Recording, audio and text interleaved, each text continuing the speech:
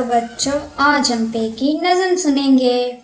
पा पा पा पा करते पे उड़ते उड़ते आया, पप्पू के घर की छत पे अपना घर बनाया।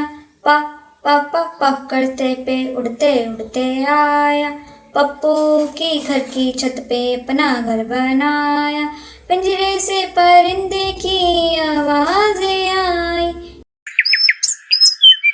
पिंकी अपने बस्ते से पेंसिल लेकर आई। अम्मी ने पालक काटी, प्याज भी मंगवाया, पप्पू ने शाम को पतंगे उड़ाई।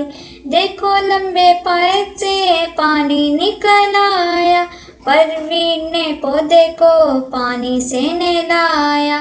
पा पा पा पा करते पे उड़ते उड़ते आया, पप्पू की घर की छत पे अपना घर बनाया। ऐसे ही मज़ीद वीडियोस देखने के लिए चैनल को सब्सक्राइब करें।